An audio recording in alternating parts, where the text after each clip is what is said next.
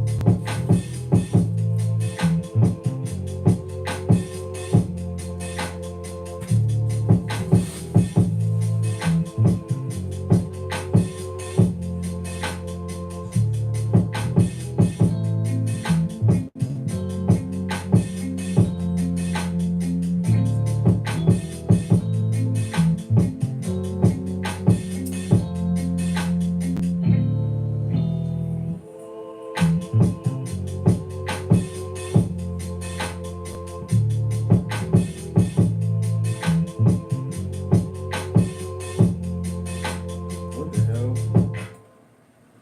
Literally just got a severe weather alert. It don't even look bad. It just looks like regular. What do you mean severe weather?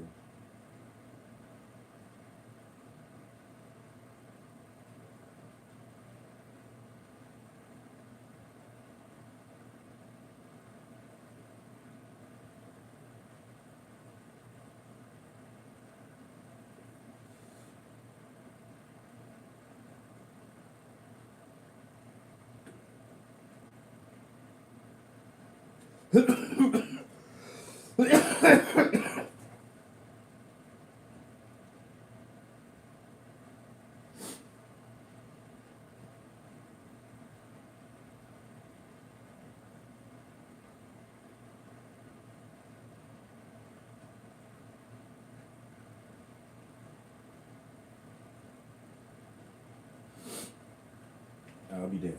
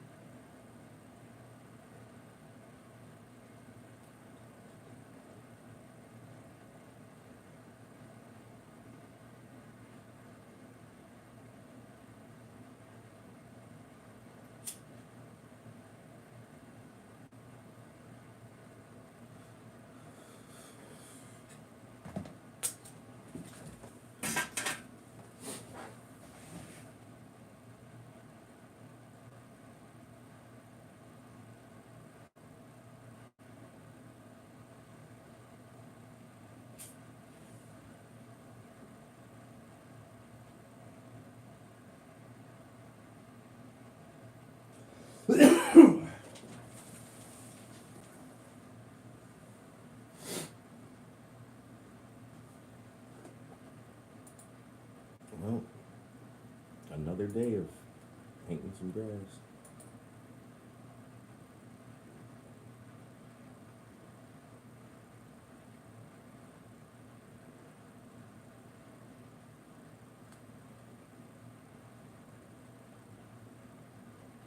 But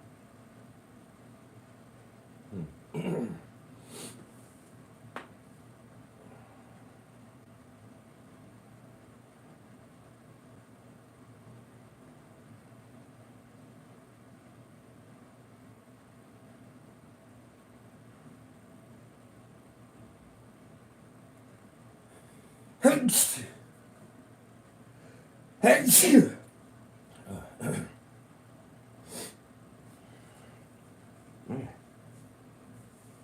that was a lot.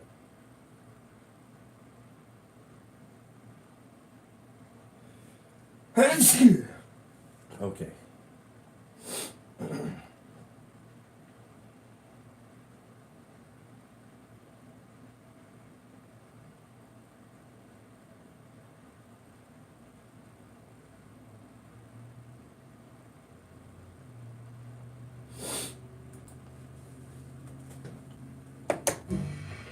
The future of your business is here.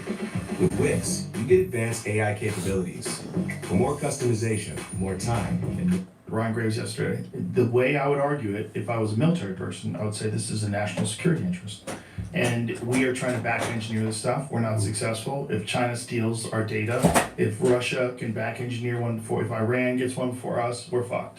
Because these things are insanely sophisticated. We would obviously weaponize the technology. That's obvious. Of course. Yeah, duh. Duh. It's like 101, yeah, right? Why would we not? The basics. I mean, if you could put a nuke on one of those things, I mean, the exhibited technology that people say, people that have witnessed this stuff say it goes from a standstill to out of sight in the blink of an eye. I mean, these objects, what was it?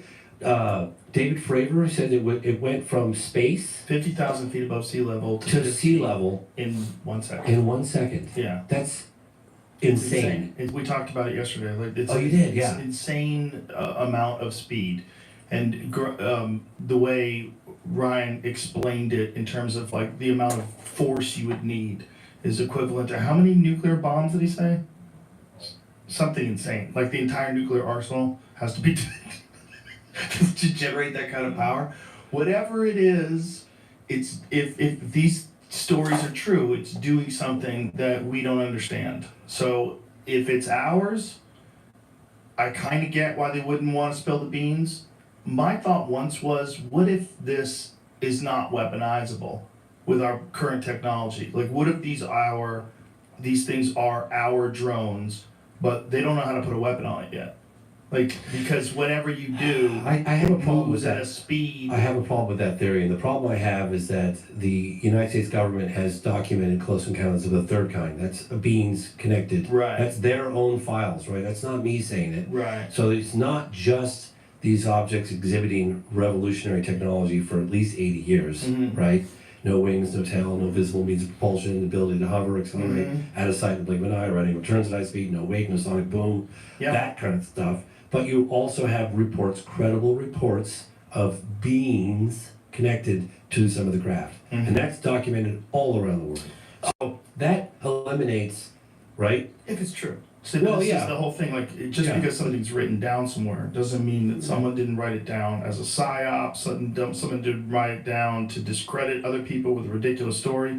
One way to discredit a credible story is to attach it to a bunch of ridiculous stories, right? So if I was gonna hide some sort of technology, one thing I would do is connect it to a bunch of kooky stuff, a bunch of psychic stuff and remote viewing, just a bunch of things that people like very easily dismiss. UFO abductions, UFO encounters with an actual being. Right, but put a bunch of stuff in there that like makes people go, "What? Is this real?" And just enough so that you can hide the real stuff in there.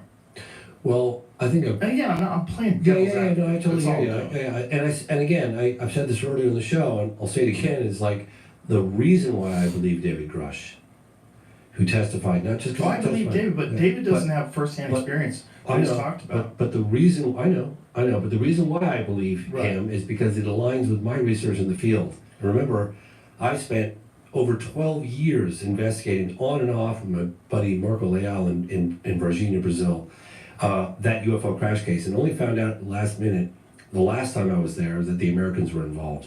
So I was like, oh my God, the rumors are true. Like, the Americans really are. Do you see? Like, I obviously looked into Roswell for years. I went to Roswell the 50th anniversary. This is how the deal works, bro. You want the aid? We get the UFO. We give you the aid, but if it crash UFO, you fucking call us. Yeah. Stay out of there. Don't be carrying that dude to the hospital.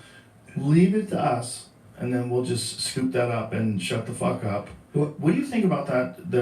One of the craziest stories is that there's a building somewhere that's an enormous building that was actually Built around the UFO. because the UFO was too big Yeah. to move. Have you heard the story? Yeah, it was reported on News Nation with Ross Well, then it's gotta Coulthart. be real. And Ross Coulthart is a credible. He seems legit. He's got an accent. He's got a great accent. He's got an He's got Australian a accent. that's not quite British, We believe you but if it's you have an close. accent. But it's close. You're more credible There's than a something New about- York There's accent. something about a British accent that just Right. adds credibility to anything. If there's some guy from New York, so we got this fucking car. Right, sorry, We mate. put This it thing over is here. absolutely Yeah. huge. This spaceship's so fucking big. Yeah. Build a building around it. But they talked about it. Now here's What is this building? And where is it supposed to be? I don't know. I Oh, don't you're holding it back. No, You I haven't really don't know. investigated this? No, I have a little bit, but I don't have the same connections on that end. But I'll tell you a case that I do think needs to get looked into.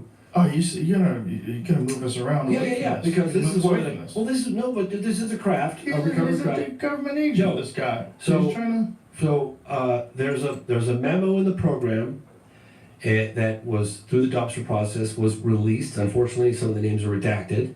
Christopher Mellon obtained it. It was from correspondence he had with a high-level government official back in 2020. It just got approved for release. I don't know, maybe a year ago. It's featured in the doc, and in it has the names of not just the gatekeeper, but other people that names who found the gatekeeper to the crash retrieval program. I'm told that unredacted versions of that had been handed to select members of Congress and people that are investigated in an official capacity for the government. But in it, they specifically mentioned a case, not crash, a landed case that happened in 1953 at King in Arizona.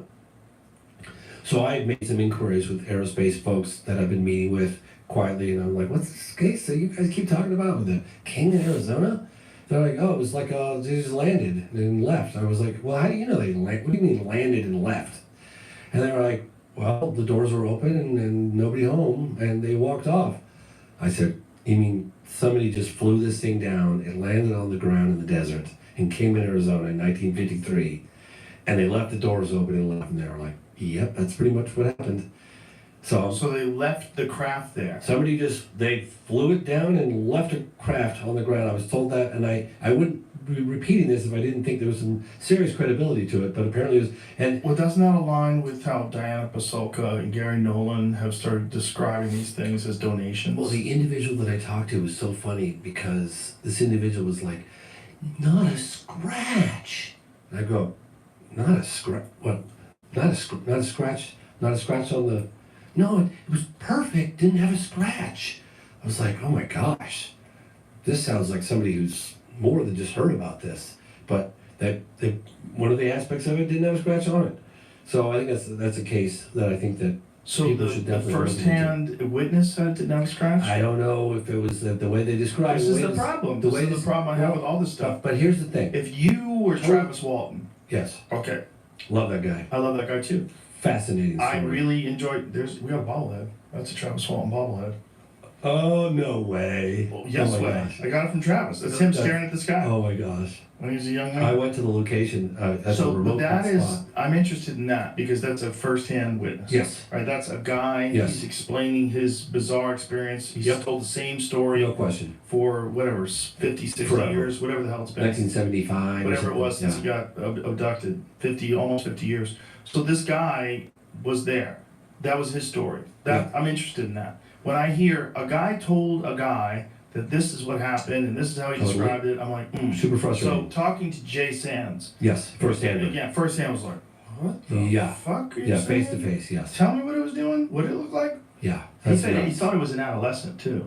He didn't think that it was a full grown one. He thought it was young. Well, he's got an illustration of it in the documentary, and I tell you, it's one of the great. I remember after. Can you imagine? Oh, I know. I was like, if this is true, I was like, this is crazy. Can you Face to imagine face, I said, being of course that we- person? Now, this is something that we didn't reveal in the documentary. It was really funny. He thought that this individual was suffering from frostbite or what's that when you get really cold? Hypothermia. Hypothermia. Yeah. Skin had a blue tint to it. So he took his jacket off and he very insistently put the jacket on this individual because he was thinking this person's really, really cold. It's been out in the desert, probably had a plane crash or whatever. Right. And so he's putting his jacket, and the person was kind of resistant, but Jason said, I insisted. I took one layer of my jacket and I put it around this individual, and that individual left with the jacket on. So I jokingly say, where do you think your jacket is now? He's like, probably out there in El Zatari or God only knows. Or right here. Or This is the thing that gets Or me right here. logistically. yes. Okay, if these things are coming from the ocean, just logistically, you'd have to have a large ship. So we were talking about this with Ryan yesterday, Yeah. and I was saying, like, if they had a battleship, we'd be able to see that, right? Like 100%. He says, so it'd have to be a submarine.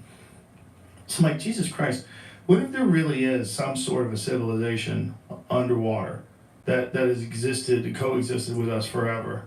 Did you hear about the testimony by Rear Admiral Tim Gallaudet just recently in Congress? Is this the one where the thing's moving underwater at Yes. 500 knots? Yes, he's Yeah. reporting. Explain to people what he said. I don't have all that. Just can what look you it up. remember. Yeah, what I can remember basically is confirming that we have objects that are exhibiting a technology underwater that defies any conventional explanation. Things that are just virtually impossible. Like That's wild. so much faster than the fastest submarine or anything like that. And they're really big. Yeah, it's moving as if there's no resistance underwater. Yeah, and then so they can- moving like a fighter jet would in the air. It's moving like that Yeah, underwater. they call it transmedium or something. They can do that. Yes. But confirmation. I mean, that's. And I actually spoke to Rear Admiral Tim Gallaudet on a couple of occasions recently, and I thanked him for coming forward and testifying. And he said, I felt an obligation to do so because a lot of my men, the pilots, were coming forward, and I wanted to back them up. And so Good man. that's why he stepped forward and Well, testified.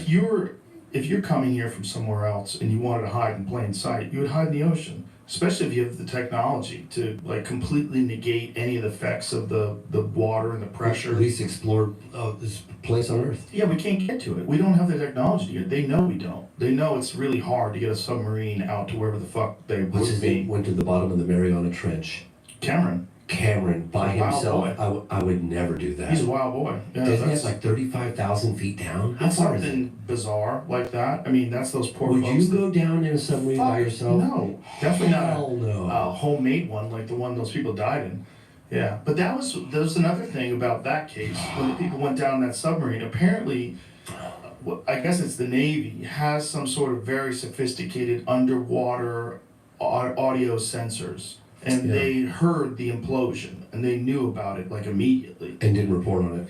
Well, I mean, I think the problem with reporting on it is that you have to report on your technology now. Yeah, So that's I don't right. even know if this has been confirmed, but this is what I had heard. Methods and means or. Well, it's got to be top secret. Like, Sure. it's got to be one of those things where if you're going to reveal that you heard that, you have to have clearance to do it. You probably have to run it up the ladder. One of the reasons why we know about overhead satellite imagery of UAP is because of Ratcliffe, who was former head of ODNI. And he came forward, and I remember it's funny actually, 'cause it was classified. And Christopher Mellon participated in this latest production with me because of Ratcliffe revealing it on Fox News. And Ratcliffe basically says, yeah, we have overhead collection satellite data of UAP that are pretty fucking far out. And that happened. So they're talking about this. But getting back to your point, because I know you said you were frustrated. You're like, oh yeah, it's just another anecdotal piece of evidence, a piece of testimony, third party, not firsthand. I'm not saying frustrated. No. What I'm saying is I totally agree with you. I'm frustrated. As somebody who's been chasing this story for 30 years, I too want access to the better, more compelling data. That's Yeah. why I chased after that photograph I just shared with you earlier on for as long as I did, because I hear about something and I go after it. But I want to remind your audience, you can't go after something without knowing that it exists.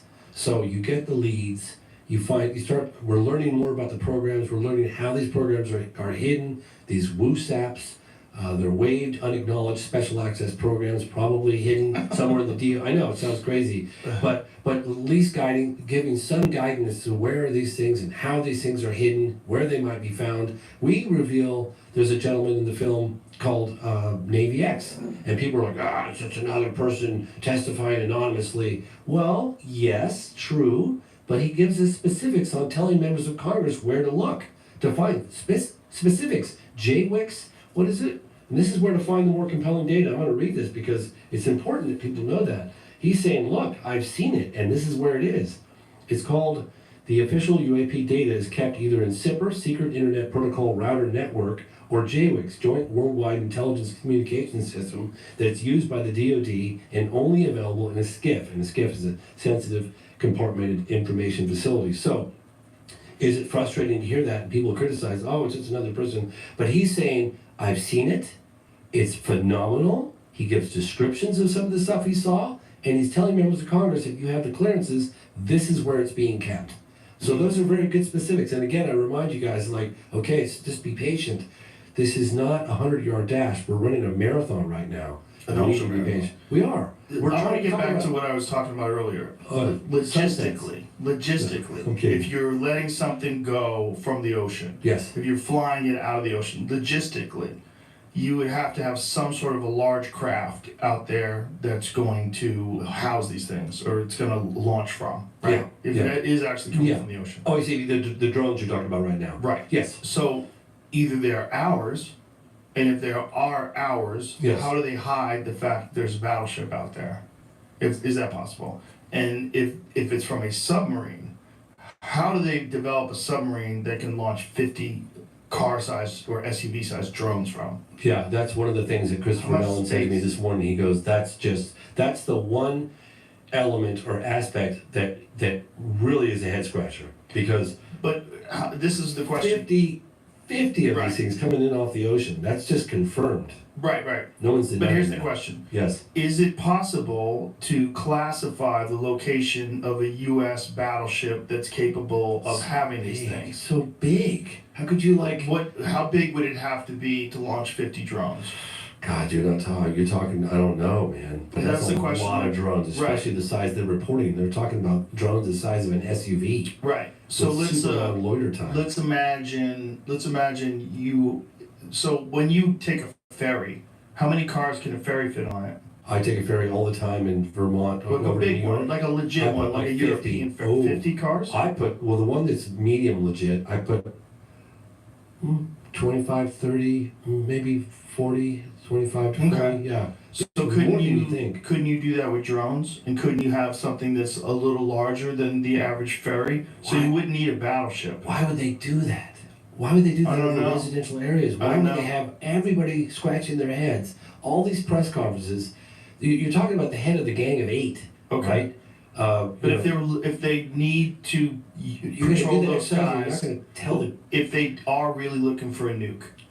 Okay, let's imagine that this story about a Ukrainian nuke from the time when they disarmed them. There's one that's unaccounted for. This is one of those stories that's been on the internet. Mhm. I don't know if it's true. Yeah. That it's unaccounted for, and that they think it's headed to the United States. If you were trying to find that thing, Like a you dirty had- bomb? yeah, or like just a regular nuke. That if you're looking for gamma rays, you could devise a drone that could search for that, and you'd fly it over an area, and you wouldn't care whether people freaked out because it's more important to find this goddamn thing, Mhm. right? So if you have this technology, it's some skunk works You can't do it technology. from space? No, I don't think so. I think you have to be there. Certain proximity within I think to pick up whatever. Did you bring this up with Ryan Graves? yes. What did he say? You mean he doesn't know either? He doesn't know. He doesn't think so. Everybody He that I doesn't trust, think that's the issue. people in the FBI, people that I communicate with often, I'm like, what is going on? It almost seems too sexy that the United States has that kind of ability and they're just flying these things around and that they're doing it for that specific reason to find a nuke. It's like that we have this kind of technology that none of us are aware of. That we have these drones that can shut off when you come close to them. The lights shut off. They disappear. They, Yeah, they go dark. They go avoid dark. tracking the RF signal. Yeah. Doesn't show up. They're cool. They have some sort of cooling mechanism in them, so it's difficult to see with infrared. I don't understand any of that. He was saying that's above what we can do right now. And- He's saying but they're not moving in a way necessarily that's not possible with drone technology that is mainstream. But there's Yeah. some aspects of the way they move and what they're doing that doesn't lead them to believe that this is There's- current state of the art technology. There's as far as we no, know. yeah, they even I had some people tell me, like, even if it's conventional, it's highly advanced conventional. Right, but And- let's look at China. Like China has highly advanced drones. Yeah. We were talking about this as well, that the bottleneck in America was the FAA. The FAA put a lot of restrictions on the manufacture of drones and how you can do them, what you can do. China doesn't have any of that, so they're full steam ahead with innovation. If you look at what drone manufacturers in the United States have been able to do, and then imagine untethered, if they weren't fucked over by all these regulations that got in the way of innovation. Obviously you have to have one, because if you have some commercial drone that someone can buy that can move 500 miles an hour and fly through the air and stay up there for 6 hours at a time and film video of everything and anything, well, and you can't control it, you can't block the radar screen, you can't find it with infrared, that's pretty nuts. So I would imagine that would not be a thing they would want in the hands of the average American person. But why did it just start happening fairly recently? When I say this, Well, I'm saying if it's Chinese. If uh, it's Chinese, if Maybe they're should. unburdened by our regulations, and that not only do they have the help of the government, they have financing behind them, they have an imperative, they're told what to do. but they're flying it over Langley. They're flying it Mhm. over. Wouldn't you do that? Just to Uh, fuck with these people? what's the golf course that Trump has? Yeah, it's a Bet- golf course, yeah. What's that called? I don't know. Westminster or Yeah, Bedminster something or like something like Bedminster. that. They're flying over that. Yeah. The president-elect. So it's Langley like, Air Force Base did experience incursions of unauthorized unmanned aerial systems in last year, December 2023, says Sabrina Singh, Pentagon spokeswoman. The number of those UAS incursions did fluctuate, but they didn't appear to exhibit any hostile intent. It's something that we have kept our eye on. Well, thank God you're keeping your eye on it. yeah, we have no idea what they are, Right. but they're fine. Right, Nothing to so worry about. yesterday this has been happening. This is the third year in a row this has been happening right around Christmas time. Well, that's one of the It's Santa reasons. Claus. One of the reasons why I wanted you guys to hear that account by the guy at Vandenberg Air Force Base. This is not anonymous reporting. The guy's giving his name, Right. and he's talking about objects that are the size of a football field, Yeah. hovering over a silo, launch control area. Yeah, that's also the Phoenix Lights. They described them as the size of a football field or larger. Oh yeah. Well, then, Yeah. I interviewed a guy. There was a case that happened right here in Texas, Stephenville. Ricky Sorrell is one of the best witnesses. I love the guy. He was a hunter, and he's like James. He's like, you could have landed an airplane on this. I said, you got to be kidding me. He goes, no, man. He goes, I stood under this thing. He goes, it was so big. I was standing under it, and he had his rifle, and he's standing under it, and he's looking up, and he's looking to the left. He's looking to the left, right, back, forward. Can't see the edge of it in any direction. So he grabs his hunting rifle because he was hunting deer. This is 2008. Grabs his hunting Please don't rifle. tell me you shot it. No, well, so he holds his rifle up, and he's looking through the scope, and he goes, James, I'm a metal worker. I work with metal. I know what metal looks like.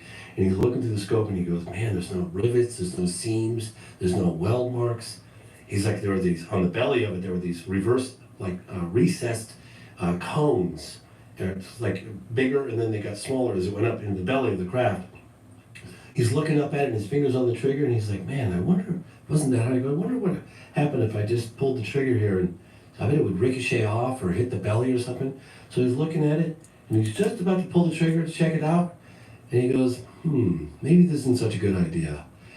I interviewed him in 2008 when this was going down, and then about a year later, I was doing some follow-up interviews for a film I did, I Know What I Saw, and I had this gentleman walk up to me, and I was filming in the downtown square in Stephenville, or it might have been Dublin, and this gentleman looks at me and he goes, you Mr. Fox? And I was like, yes. And he pulls out a badge and he shows me his badge. And he's like, can I talk to you for a minute? I'm Officer so-and-so. And I was like, Jesus Christ, what the hell did I do? And I said, yeah, sure. And we walk off to a cafe and he goes, he's looking at, he had his back to the wall of the cafe so he could see everybody coming in. He was really paranoid. And he said, you know Ricky Sorrells? I said, yeah. He goes, that guy's telling the truth. I said, how do you know? He goes, because the whole police department saw it. I can't remember if it was Dublin Police Department or Stephenville. I think it was Dublin. Police Department. He goes, yeah, man, he said we were sitting over their patrol cars, and this object was like a floating department store. I mean, it was absolutely colossal, like a city.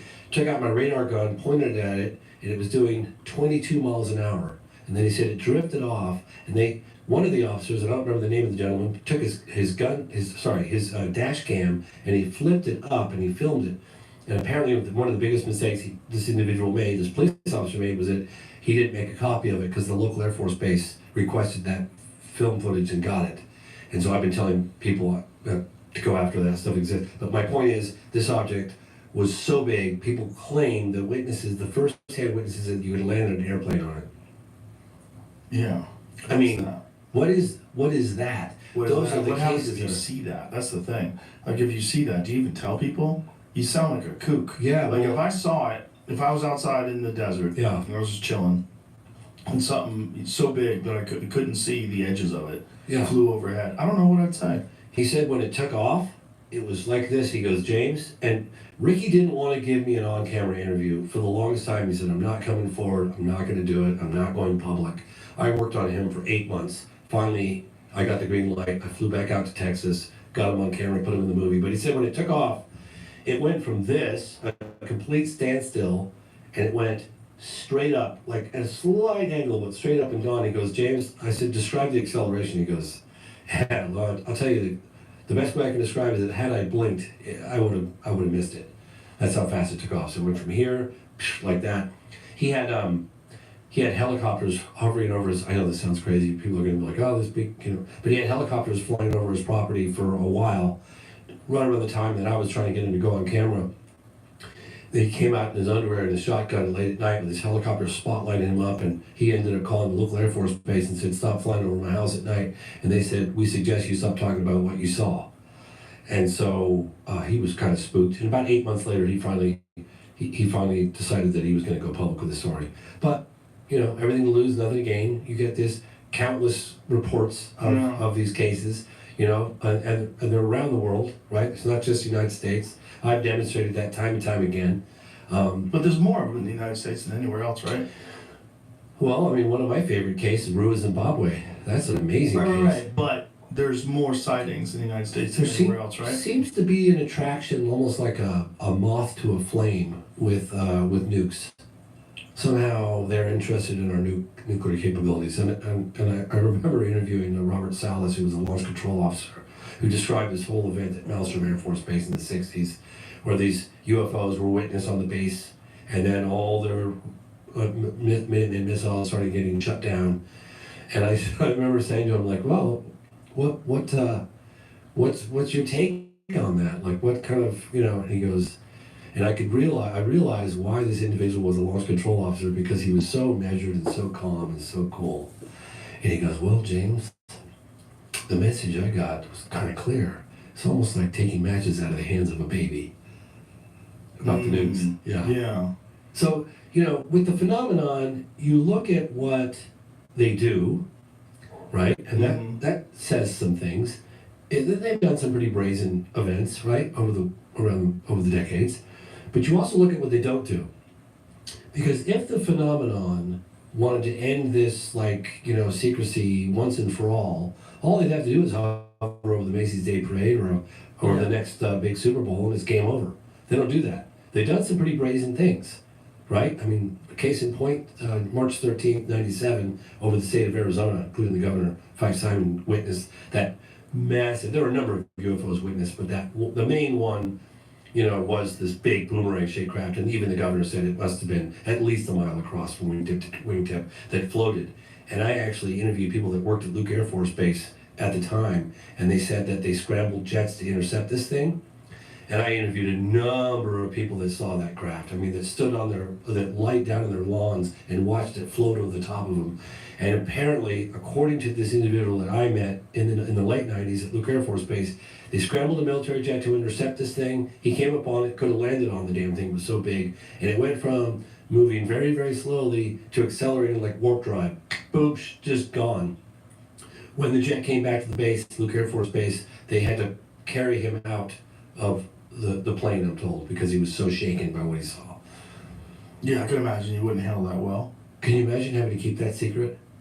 Can you No. imagine, like, could you imagine taking Well, the the governor ultimate- had to lie, right? The governor had to 5'7". like stand up with a rope, a guy in a Dressed in an alien suit. Yeah, an alien 5'7". costume. Yeah, And I then, hammered him on that one. well, then afterwards, once he left office, then he talked about it. Yes, And he talked about seeing it. yes, yeah. I I got. wonder why he had to do that though. I got. Oh, well. So I interviewed him. I was the one that got him to break his silence after 10 years, and he told me, and I don't necessarily know that I fully believe it, but he told, because initially when it happened in March, and now remember the vast majority of people were out under the night sky to Mhm. get a glimpse of the Hellbound comet. So it was witnessed all the way across the state of Arizona and even in Nevada, southern Nevada.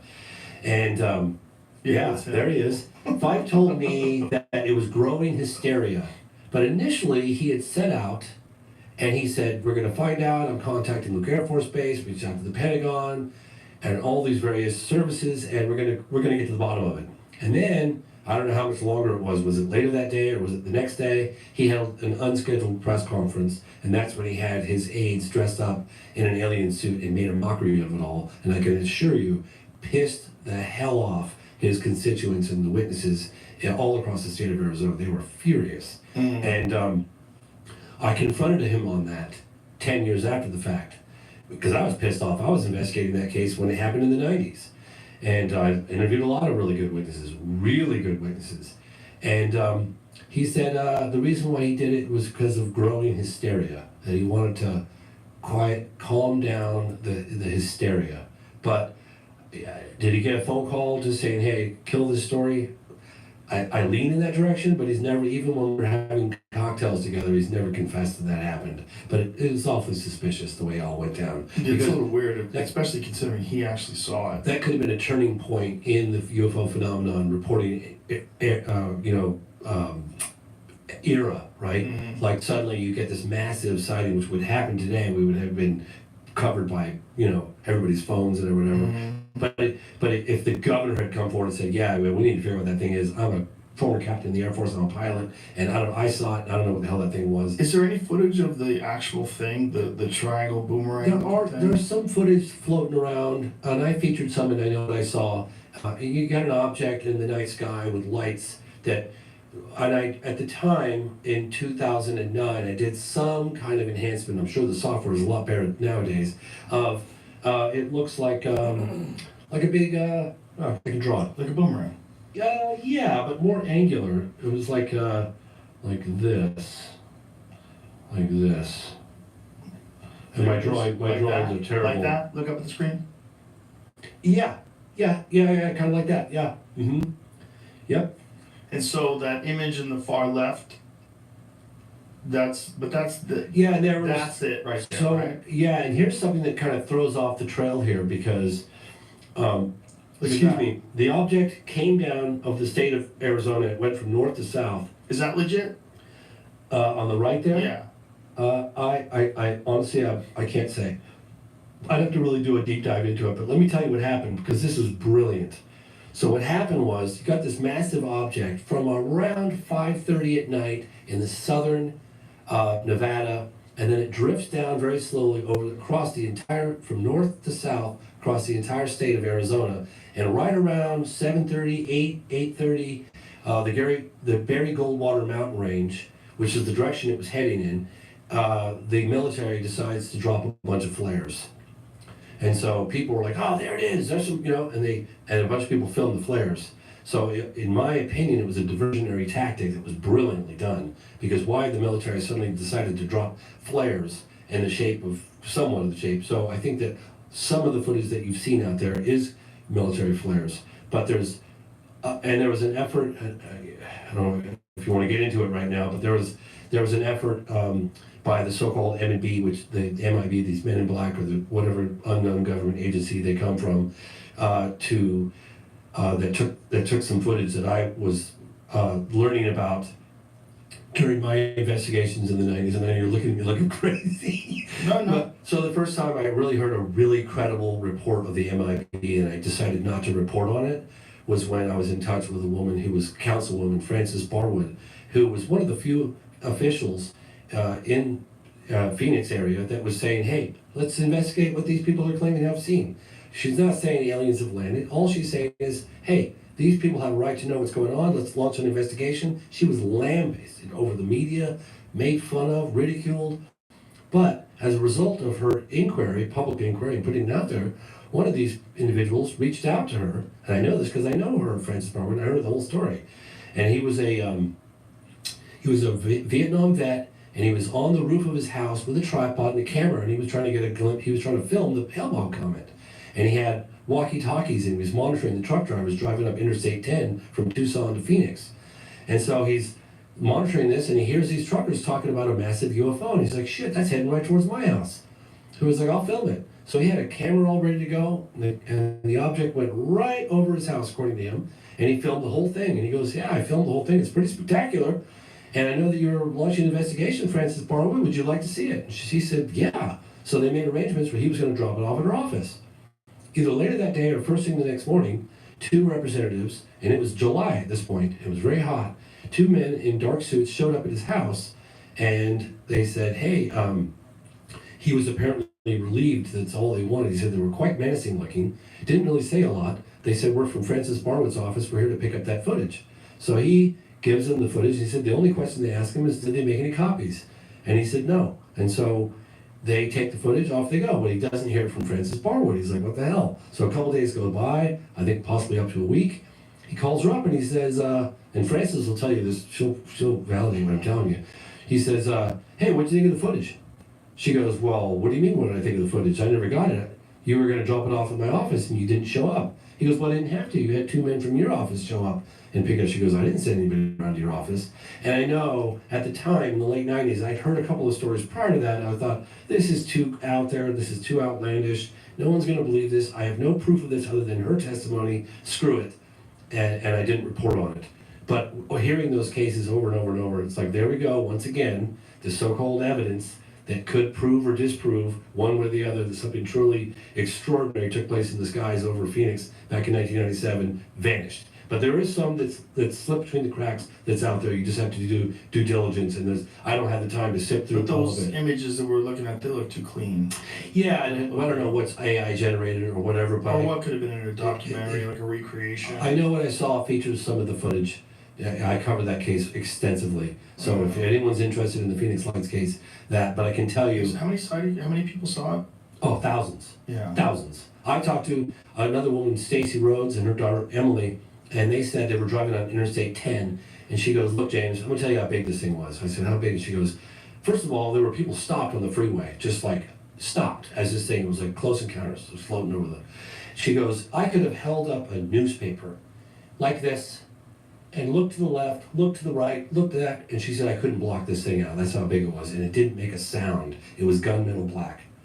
It was witnessed by a lot of people. That's why I say there's some events that have happened over the decades that are pretty brazen. That's one of them. Hudson Valley is pretty brazen as well. I just In the wish I 80s. knew if it was true. Well, when you get thousands of people saying the same thing, if you see thousands of people saying the same thing, including the governor, I know. The And you get governor. so invested in it, and you go, what happened? The What was governor. that? Yeah. the The governor. same guy who came out with a fucking guy dressed up like Yeah, him. I know, but I got him to come clean 10 years Yeah, later. but so he's already Well- not credible. Well, He really bullshits. He does. He bullshits. He definitely bullshits. he definitely bullshits. You're So right. there you You're go. right. Yeah, but So when someone bullshits about that, they might Yeah. bullshit about anything. But well, true. Yeah, but I mean, Again, I'm just playing devil's advocate. no, I hear you. I hear what you're saying, and I He hasn't been in the limelight in a while. It's a good thing to talk about now. There's no smoke without fire. There is so much I'm using evidence in terms of eyewitness testimony and radar, some photographic, not as much as we'd like, that something truly inexplicable is taking place in our airspace, right? For sure. Something that, after careful examination, something that, not because of a lack of data in some instances, but that after careful analysis and research, investigation, that comes out the other end and says, I can't explain this, this is gonna have to be one of those unknowns, or, falls into that 15% category of Mhm. cannot provide a terrestrial or conventional explanation for. And those are the cases that I so desperately have been going after for a long time. So is all this disclosure and all those discussions on television now and all these meetings and hearings, does it, so you think we're on an accelerated path? Do you think this is all good, right? I'm convinced of it, yes. But do you think that there's a real possibility, like within the next few years, that they just completely drop all the bullshit and come clean about this stuff? Or would it take some sort of extraordinary event where they had to admit it? Something much bigger than this drone thing? Well, in some respects, there has been. I remember I interviewed this guy Nick Pope at the MOD years ago, and I was like, this was a time when we were pushing for transparency. There, France was releasing previously classified documents on UFOs, les ovnis as they'd say. And the MOD followed suit. They were releasing previously classified documents, slowly putting it out there. And at the time, it was rather exciting. I just did a big event at the National Press Club with Leslie Kane, and it was like this whole movement. It was like, oh my God, it's happening, right? Mm-hmm. But it kind of petered out a little bit. And I remember asking this guy that used to work the UFO desk at the MOD, Nick Pope, and I said, Nick, do you anticipate this any type of disclosure? This is like 2009 or something, 2008, 2009. And he goes, James, no. He goes, it's going to be disclosure with a small d, not a big D. It's going to trickle out slowly. You condition people, get people prepared, test the waters. You know, one of the things that we explore in the program, and I'd never done that, is the politics of disclosure. It's a far more complex. Let's just suspend judgment for a moment and assume that it's real, okay? That there really is an NHI, a non-human intelligence aspect to the phenomenon, right? Let's just suggest that's real. Now, how do you disclose that to the general public? What about the impacts on organized religion? What about the impacts on financial institutions? What about the fact that we'd have to confess that we don't have full control over this? I mean, those are real considerations. And it's not just the United States, right? This involves the planet. This involves all of humanity. I wanted to ask you about this. You see what I'm saying? Like, yeah. Oh, I do. I totally complicated, understand. more complex than you think. Oh, I totally get that.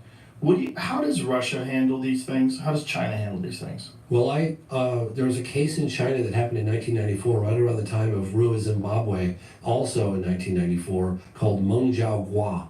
And it happened in the Black Mountains, and it was a landing, alleged contact, close to kind of the third kind. It's funny because it happened right at the same time of Africa, similar message that was conveyed. I went to China, I met with an active general in uniform, talked openly about the UFO phenomenon. Mm-hmm. They were pretty open. I went to Russia in the late 90s, and that was right before Putin. It was right around the time when Putin was coming in. And that was a period of openness. And I went to Star City, Russia. I interviewed a cosmonaut, Pavel Popovich, a number of generals, and they were very open about it. In fact, they said to me at the time, if you're here to discuss whether or not the UFO phenomenon is real, the door's right over there. We're here to create an international coalition, an international exchange of information, and to talk about the implications of the phenomenon, which I thought was amazing. This is like 25 years ago, right? So now, I don't know if things have changed since Putin's been in office, but that was back in the late 90s. I mean, there have been congressional hearings in Brazil. There's been an effort. I mean, shit, they had hearings back in 1978 at the United Nations that Lee Spiegel put on, you know? So there's been an ongoing effort for this stuff to come out. I just think it's different this time. To me, it feels like they're not gonna. There's too much momentum behind it at this point, and there's so much legislation that's written. There's too much that's come out, and it's too important. Look, whether you believe it or you don't believe it, if you can just imagine for a moment, if it is true, and if the U.S. government does in fact have irrefutable evidence that we're not alone in the universe, that's so significant that we all have a right to that information, and that we should continue to support this unprecedented push for transparency with our elected officials and get to the fucking bottom of it. Why not? Everybody agrees. Right? Yeah, I think everybody agrees. I think the the general public, no one's going to disagree with you about that. Yeah, and then new administration's coming in. There's, there's Ratcliffe and Rubio. I'm telling you, Rubio knows a lot. I know that. How do you know he knows? Because I've talked to people that have debriefed him and have been in the room with him during the first... You haven't talked to him? No, I have not. Mm-hmm. No, I have not. But I talked to people that were in the room when he was being briefed from first-handers. I'm told that there were, I'm going to say right around 12 first-hand people that have had behind closed doors meetings, first-hand people that are concerned about their secrecy, concerned about their safety, concerned about the implications of them coming forward. and going public, that they don't quite have, this comes from very good source of information, that the witness protection program and the legislation that they've created around that is not quite there yet. It's getting closer. They need to continue to work on that. You don't mean like witness protections program, like I'll put them in hiding. Whistleblowers, they have whistleblower Whistleblowers, protection. I'm so right. sorry, I meant to say that, Yeah. excuse me, yeah. Whistleblower protection is not quite in place. Mhm. One of the things I really wanted to mention is that there is a gentleman, a young man who's 30 and he feels like he's old. His name is Jesse Michaels, and he's got this new show called American Alchemy. It's a couple years old. Why does he feel like he's old? Because when you're 30, you feel like you're old. Really? Well, I did. When I turned 30, I was like, oh, I'm 30, because just 10 years earlier, I was almost 19, right? Mhm. Or 11 years earlier, I was 19. Right. You go from a teenager to suddenly you're 30, you always think like 30. And I was talking to him not too long ago, Jesse, and I said, he's like, yeah, I feel a little old. I was like, dude, you are just getting into your prime, baby. This is rock and roll time. And I really wanted to, this is a guy who's young. Julian Doria is also doing some amazing work on this in podcasts, but who's young and is doing a deep dive into the implications and he meets with aerospace engineers. The guy's, Jesse, you're a phenomenon. Keep rocking and rolling. I want to tip my hat to you. I don't know if you've seen this guy or not. No, I haven't. He's doing deep dives into what's happening. Maybe I have. He's documented it with these podcasts, and he's doing a fantastic job. And I just got to tip my hat to the guy because he's 10 times smarter than I'll ever be, and he's young, and he's a force to be reckoned with. And he's answering all the questions that you and I are exploring, all these issues that you and I are talking about. Well, I'm glad there's people out there pushing it, and I'm glad there's guys like Grush that are sticking their neck out, and guys like you who are making Yo, documentaries good morning, about good morning, it. good morning, It's- guys. The subject is much I don't know more why, open to discussion, like I was saying, amongst serious people, Yes. where it didn't used to be before. And now I think with this drone thing, I think there's so many people that are going, okay, even if they're ours or they're China's or who, what's going on? Yeah. Like, why are there so many of them? What are the answers, and why can't you tell us? Is it because they're searching for a The nuke? Jesus motivation Christ, I maybe we need. should warn people and get the fuck out of here.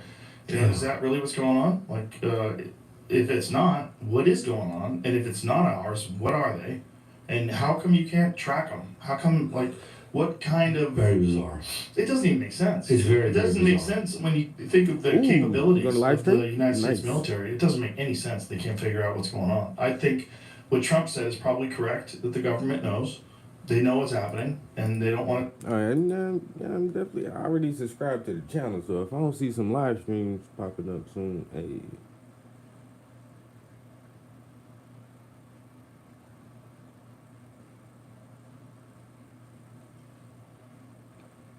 I started one of these request paintings a while back, and I got over it a while back.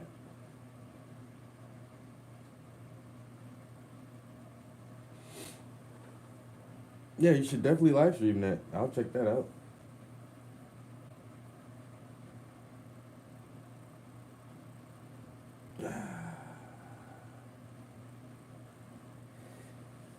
Well, don't say goodbye to the people pleasing era. You know, definitely always focus on what you want to create. But I look at it like this: if someone asks me to make art for them,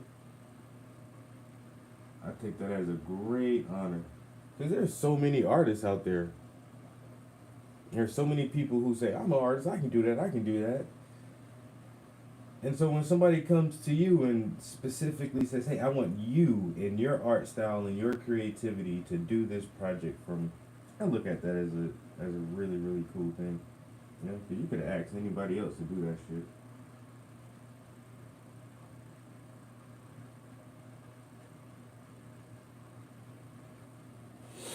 But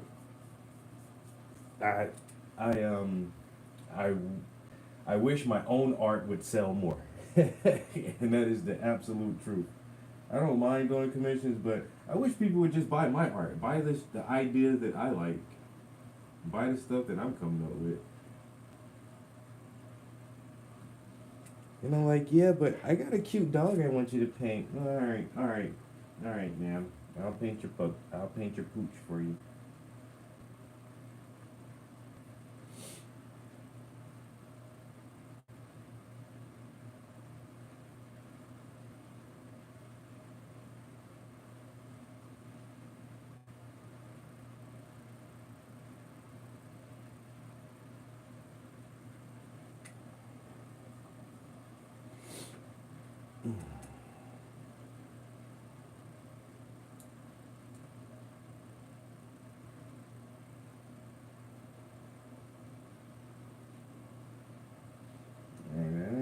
hey man, with, references for commissions, I turn that shit down too. You don't give me no crappy ass reference photo and be like, paint this for me. Like, no, I'm good. I'm not about to paint some selfie of you in the McDonald's bathroom. No.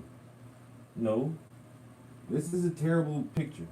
And a terrible reference will make a terrible painting. I'm not even about to waste my time or your time or my supplies, my energy or my creativity to even deal with this is bullshit. I tell people straight up, this is a bullshit picture. Do better. You know what? Don't send me pictures that you take. Obviously, you're not a photographer. You need to go get some professional pictures done. I have somebody else take the picture for you. Cause the shit you sending me now, I'm a painter, not a motherfucking magician, nigga. I make art, not magic. It look like magic, but hey, this is hard science. Like I said, talk about issues with the reference. Man, send me some shitty ass picture to my, can you do this? No, I can't.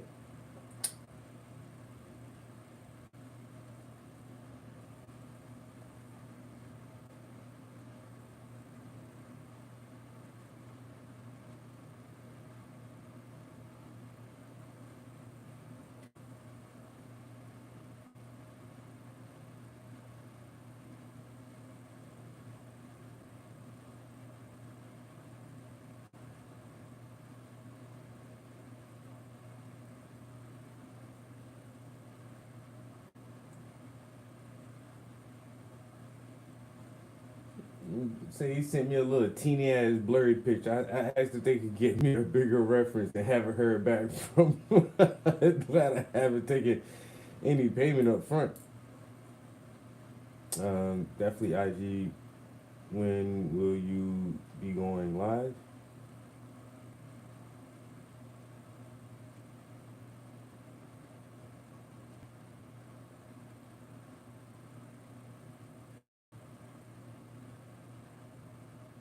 Nice. She said I gotta make coffee and get ready. Maybe in a couple hours. Girl, it take a couple hours for your coffee to kick in.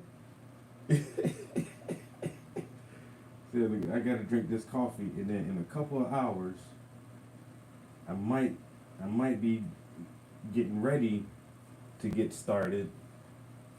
All right, I ain't gonna fuck with you no more, but damn. She said, we'll go make some coffee.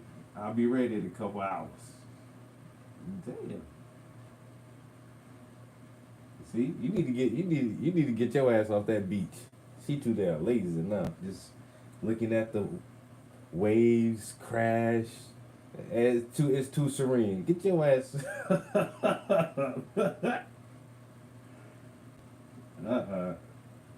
She done turned to a beach bum. She just I'm just chilling, relaxing. My day goes as my day goes.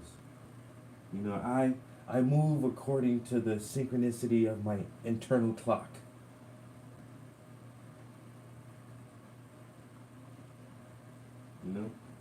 That's living. That's no. That's living life as a human. I wish I could live as a human and just do what I want to do when I want to do it. The luxuries of just being a human.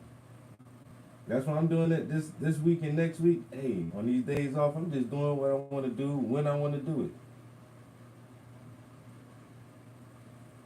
I was planning on going to Philly tomorrow to chill with my son, but I just a little while ago got this alert on my phone talking about winter weather advisory.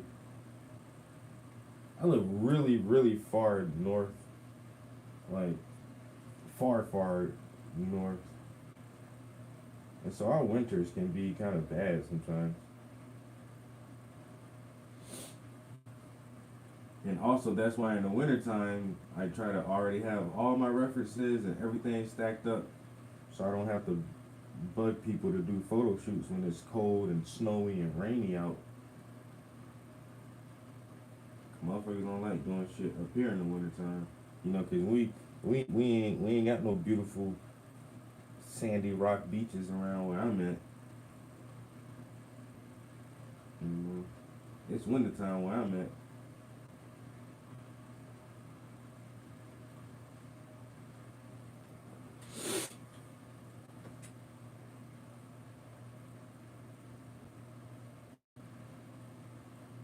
Tell her again, Amizu.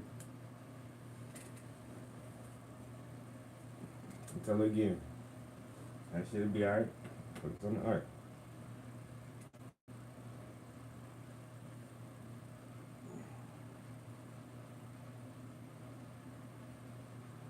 Damn.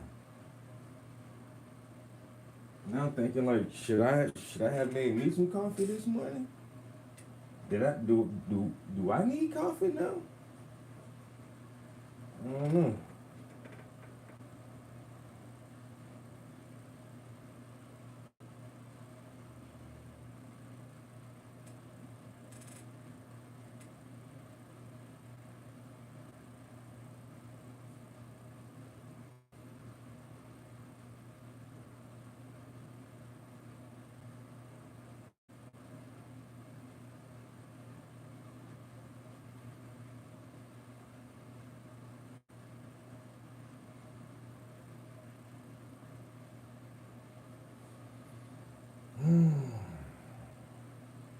So many flipping leaves. People. I do declare.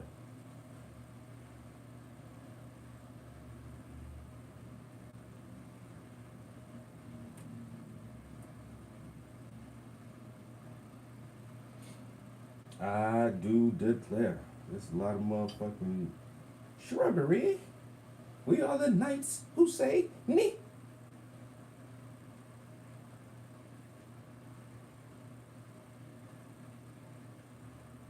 You must chop down the tallest tree in the forest with a herring. With a what? It can't be done. Ah! Don't say that word. What word? The Knights of Ni cannot utter the word that the word we cannot say. What? Yeah. I'm sorry. My bad, guys. But I love that movie. That shit is hilarious. And if you've never seen it, that's a fucking shame. It sucks to be you if you never saw that movie. You know, I feel kind of bad for you if you don't know what I'm talking about. Honestly, like what kind of existence is that? Not a great one. Hey, don't take this shit serious. Disclaimer, entertainment purposes only. I don't think I did that this morning. Fuck. YouTube, entertainment purposes only, man. Don't worry too much about what I be saying, cause all this shit ain't real. It's all pretend and make believe.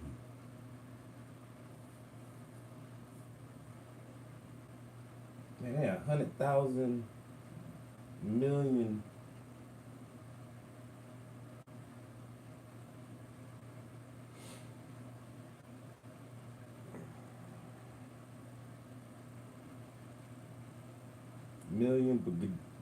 Gajillion.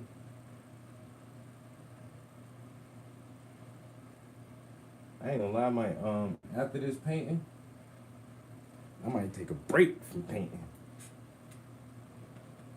What are you working on next? Nothing. For a minute. I need a week off from painting. Take me a vacation somewhere.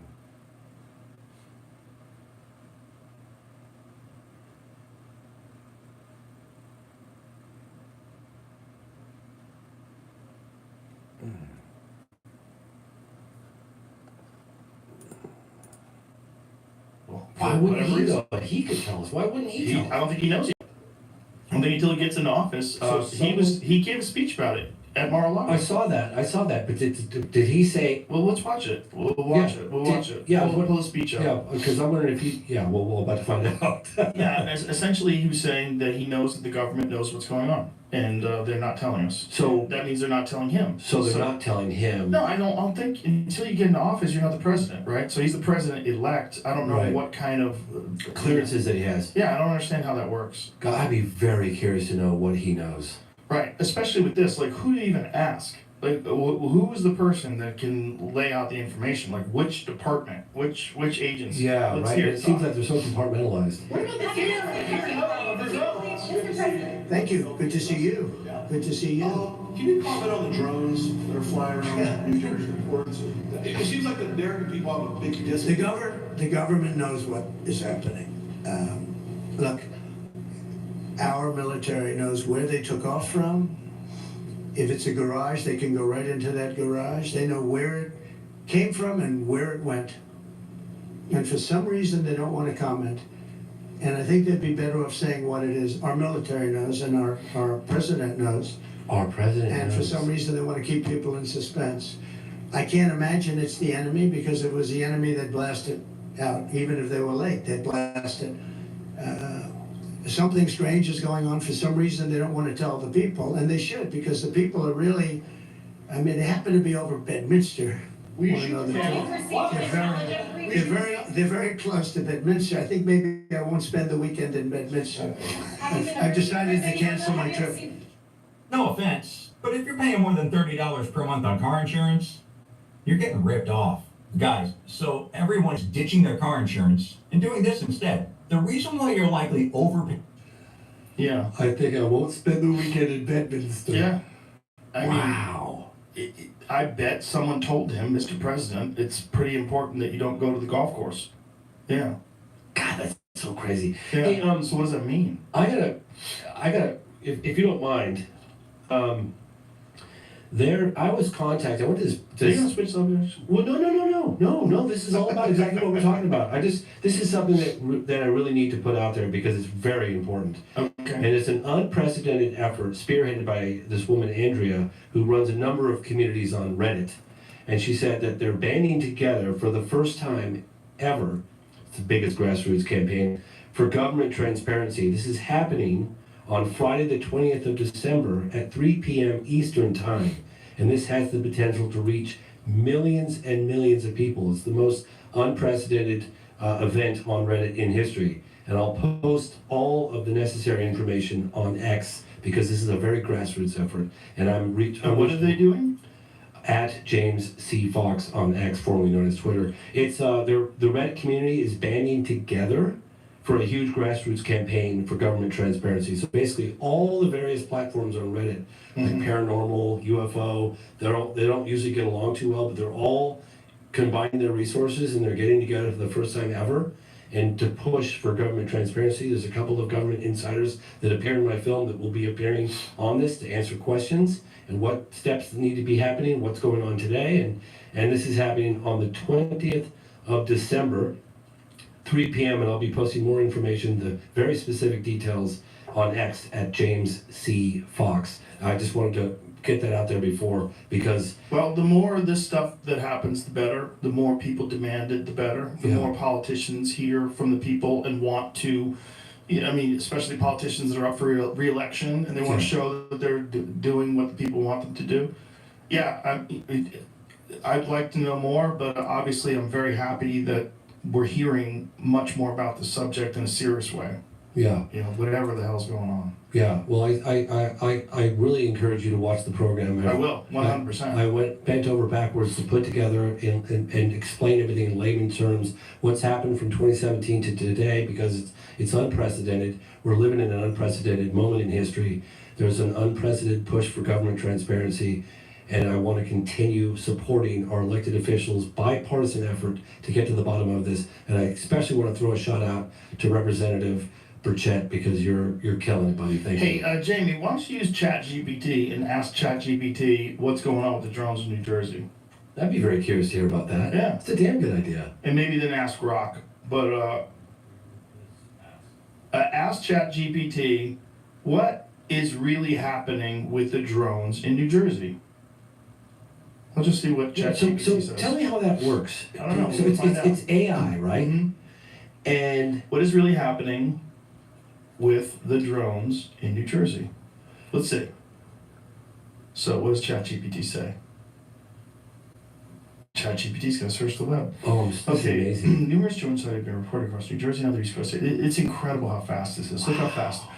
Look at this. This is incredible. They Wow. found no evidence suggesting threat to national security or public safety. Despite these assurances, some local officials and residents remain concerned. For instance, Belleville Mayor Michael Melham speculated the increased drone activity might be related to the search for missing radioactive material from the medical facility in New Jersey. Additionally, the public figures like Bethany Frankel have shared unverified theories about the drone's purposes, further fueling speculation. The situation is evolving and authorities continue to monitor and investigate new reports. Residents are advised to report any suspicious drone activity to local law enforcement and avoid taking matters into their own hands, like shooting them down. People are shooting them down. So they shoot them down, they're eating the dogs. It's anything to shoot down drones as it could pose safety risks and violate laws. Now ask ChatGPT.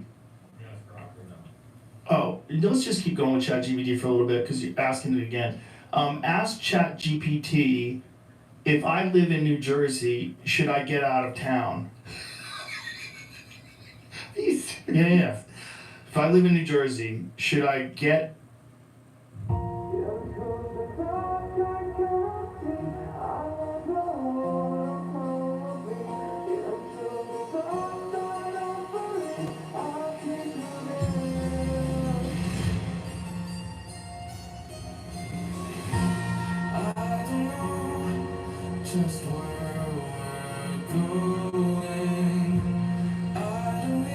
Okay, what is this? Call of Duty. out of town? Should I evacuate? Yeah, should I evacuate? Let's say evacuate, because get out of town is like a colloquialism. Should I evacuate? Okay. This is amazing. At this time, there's no official recommendation for residents of New Jersey. Follow official updates. Yeah. Okay. As a precautionary measure, Are you sure? are you sure? You always have to ask it. No federal evacuation orders. Okay, it knows that there's no federal evacuation orders. If you were going to give me advice, would you tell me to leave the East Coast?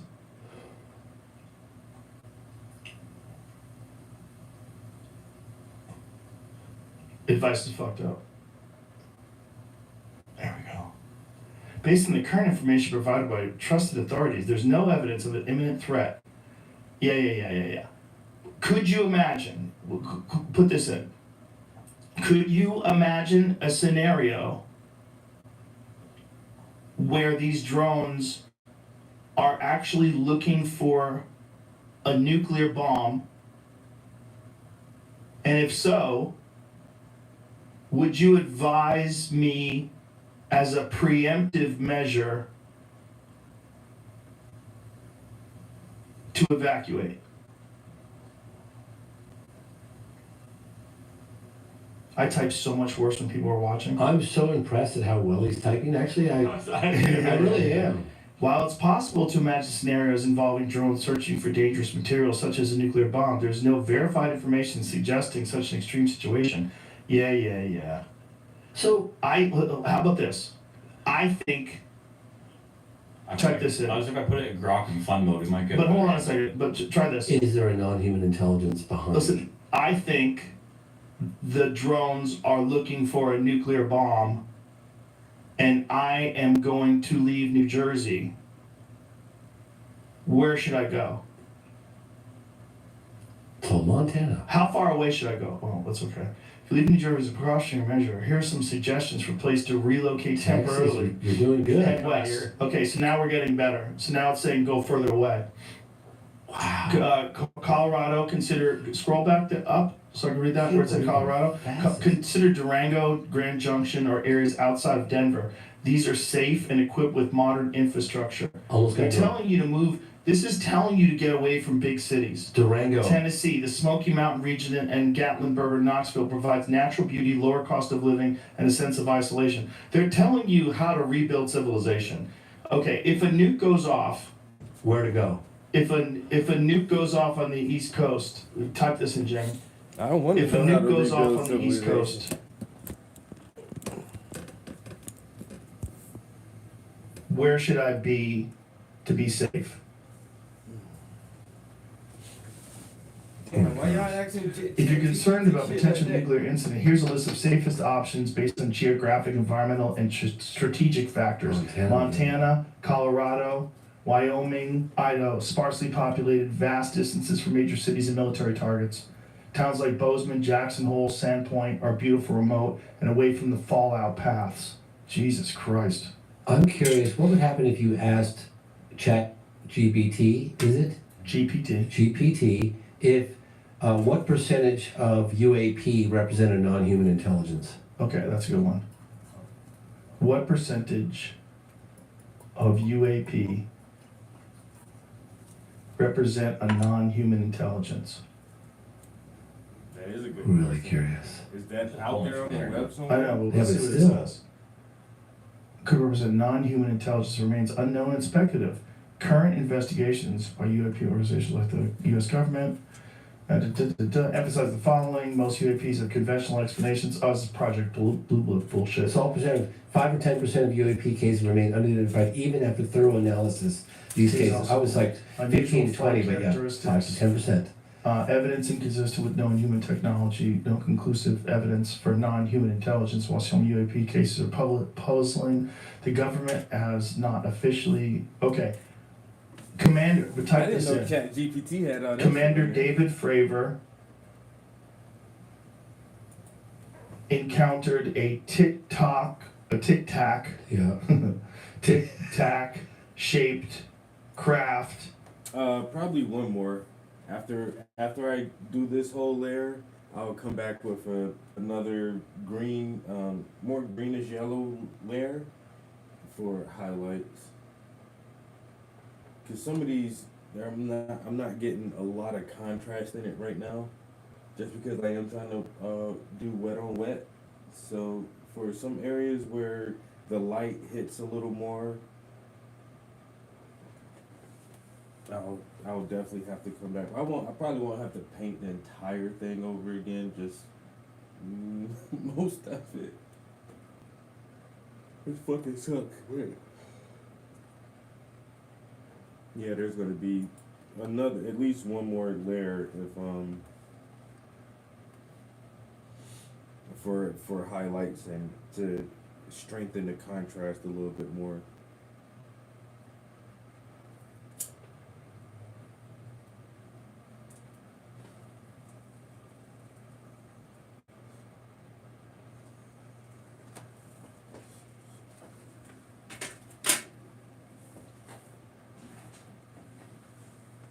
Yeah.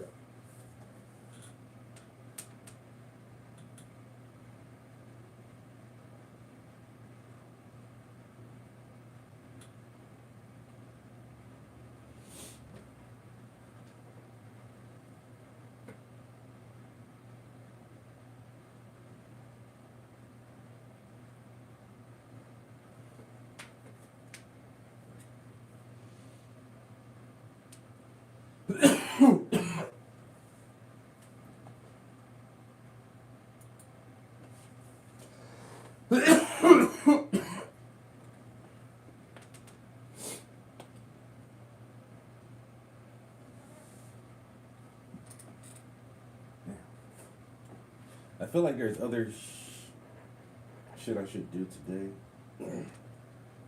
I've really been procrastinating on going to the grocery store. I might have to do that today.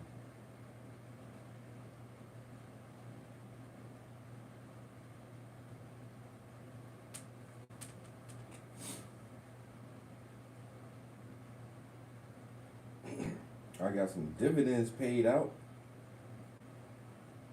from Ford and Nvidia. Oh, Meta.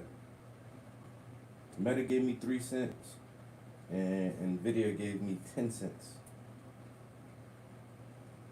I'll take it.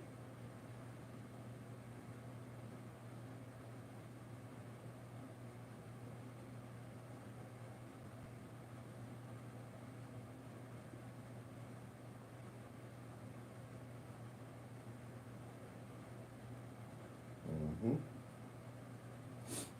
And the Nvidia's shares are up to almost 140 right now. Like the other day they were, what? One,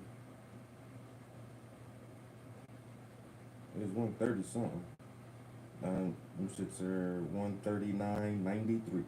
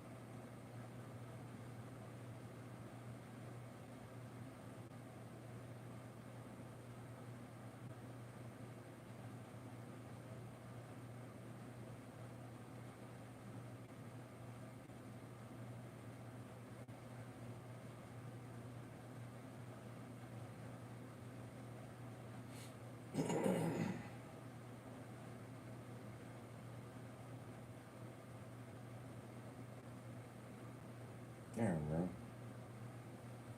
I be feeling so broke sometimes.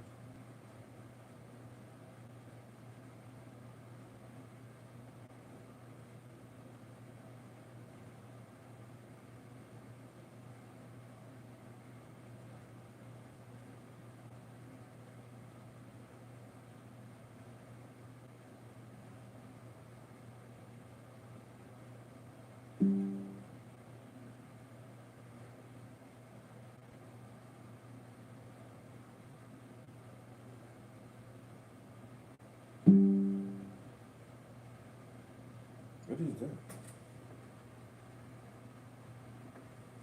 The fuck is that? I don't know. My computer's making some weird ass shit.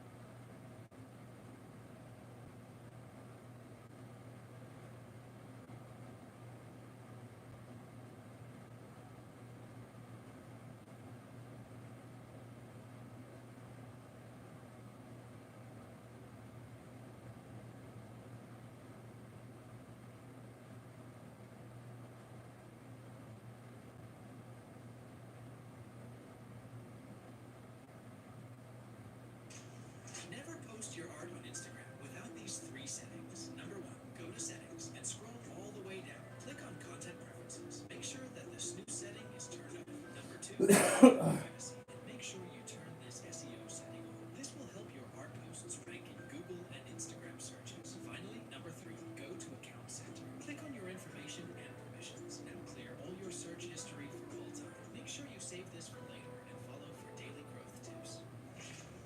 Never post your art on What? Instagram without these 3 settings. Number 1, go to settings and scroll all the way down. Click on content preferences. Make sure that the snooze setting is turned off.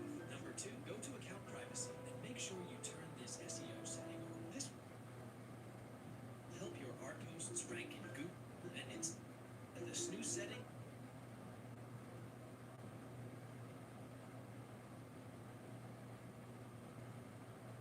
is turned off. Number 2, go to account privacy and make sure you turn this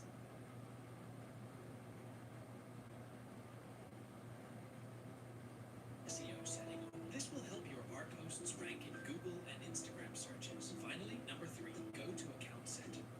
Click on your information and permissions. Now clear all your search history for all time. Make sure you save this for later and follow for What are I don't I don't know. My homie just sent me some shit about Instagram settings.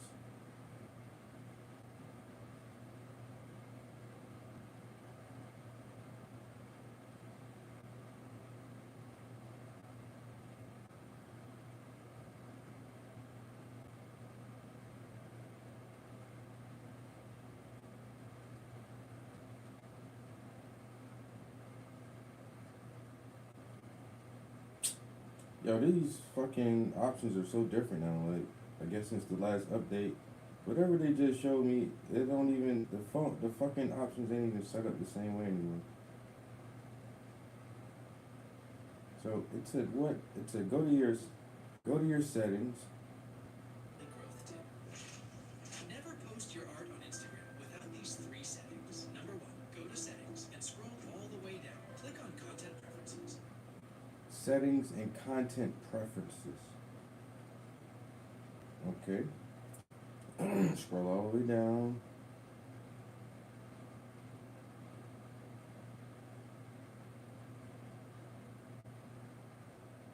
Content preferences. My snooze is off. Okay. And then it said do what? What else? Make sure that the snooze setting is turned off. Number Okay. 2, go to account privacy and make Account sure you turn privacy. this SEO setting on. This will help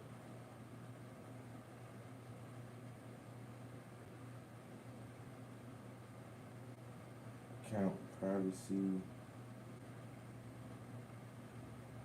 That option, I don't even have that option in my accounts. So, once again, this must be a very old post. Because a lot of that shit ain't even the fucking same anymore.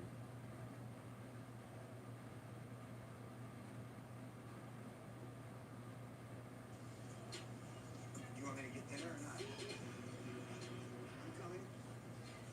Oh, okay, well listen, my phone's dying, so we gotta kind of hurry this up, okay? Listen, you want lasagna for dinner, regatta for dinner, I'm thinking about a little pasta with some sauce in the center, maybe some parmesan, some mushrooms and a garlic and a little bit of bacon and a couple small tomatoes when I make it. I'll put it in the oven, it'll be so and yummy, so probably give a slice to everybody. Wait, what about a salad? Do you want a salad? Caesar, iceberg, romaine, I can make the whole thing. Little bit of drizzle to dinner roll in the middle.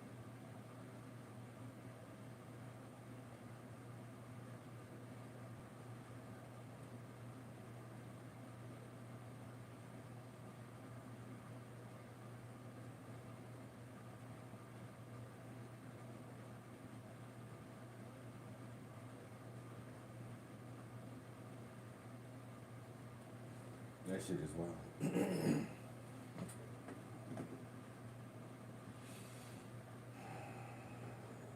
Yeah, we're gonna have to do another detail there. It's all good.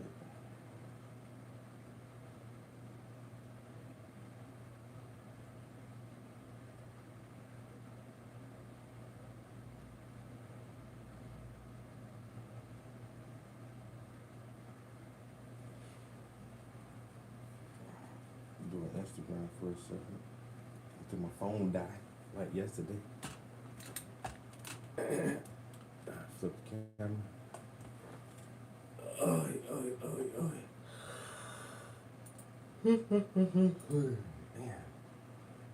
Yo, what up, bro? How you doing this morning? Yo, good morning, everybody. We're working on some finer details. Yo, my man, my brother in the building. Rock, what's good, man? Hey, man, you be on this Instagram shit a lot, bro. What you doing, man? This ain't really your steez, man. What you doing on social media so hard lately? Man, them kids done got you fucked up, bro. This nigga be all over goddamn. See, that's that motherfucking B-Woo shit sitting in everybody's motherfucking TikToks and shit. Now this motherfucker just be all on goddamn Instagram. No, that ain't his damn shit. I'm bored. Yeah, good morning, bro. Yeah, I'm fucking with you, man. This nigga just...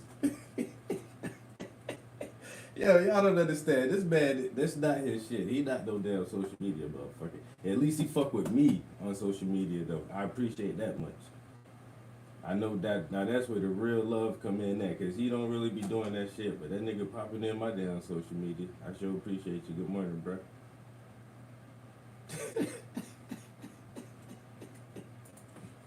Nigga say, man, I'm bored as hell. You got too many days off. That's your damn problem. Motherfucker, tomorrow, I got a week off of work. He happy. Now he don't know what the fuck to do. Yo, this nigga don't know what the fuck to do with all this, with all these hours in the day. This motherfucker feel like, Instagram.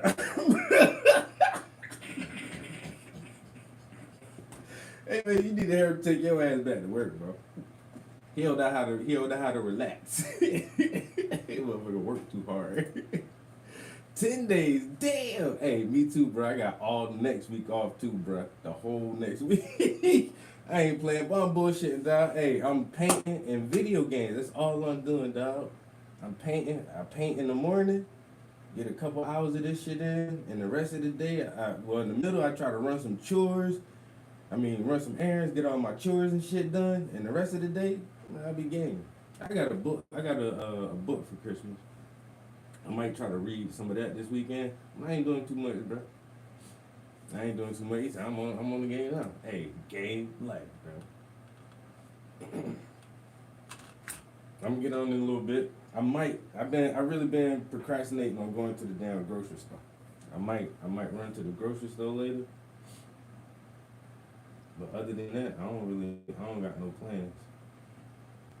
I'm trying to work on this one little section right here.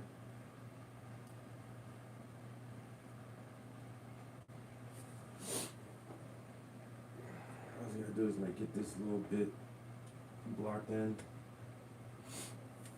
And then we'll drop the easel down and we'll start detailing these up here. There's so much left to do, man. But that shit coming out nice. Next time I took off 10 days. I know that's right. I love that shit, man. Pay me for 10 days of sitting on my ass. Still get my paychecks.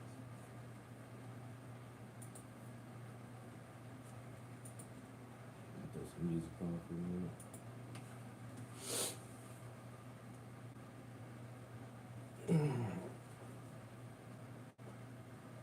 Everybody still talking about these drones. Well, this Joe Rogan shit was way In 2005. more than I thought it was. 2004. 2004. 2003. Of 2003. Mhm. That defied our understanding of known physics. Period. What do you think he saw? Wow. 2004, I'm sorry. Tic Tac shaped craft remains one of the most compelling and well-documented UAP cases in modern history. Key details of the encounter. Craft describes smooth, white, oblong, resembling a Tic Tac, no visible propulsion, wings or exhaust, but extraordinary flight characteristics, accelerated instantly from a hovering position, descended from 80,000 feet to near sea level in seconds. Fravor reported the object mimicked his movements during their engagement and then vanished at extreme speed. It's possible the craft was an ultra-secret military project, either U.S.-based experimental aerospace technology, or developed by another nation. However, the extreme flight performance raises doubt. Such advanced technology would suggest a significant leap beyond publicly known capabilities, which is inconsistent with current engineering limits. Sensor anomaly or perception issues. Yeah. I asked the heads of Aero if they could explain that one, and they said no. If Because I'll type this in. Fravor has one of the best accounts of that shit. He's a seasoned fucking Air Force pilot. This motherfucker been flying these shits for fucking years, 12, 13 years. And then one day he just saw some shit and he just described what he saw. And the motherfucker not crazy. He not crazy.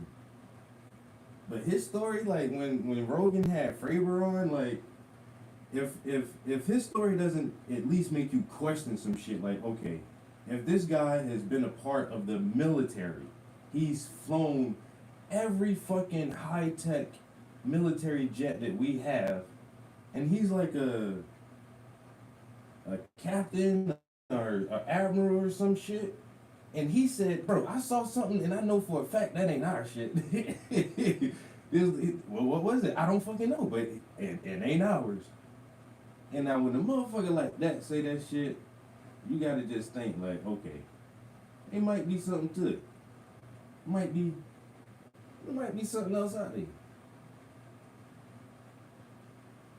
And then once again, does our government have technology that they keep even from motherfuckers like that? Probably. Even if you fly for the Air Force for 17 years, and every new jet that they give to the Air Force, you're one of the first people to test them out and take them off land for the first time.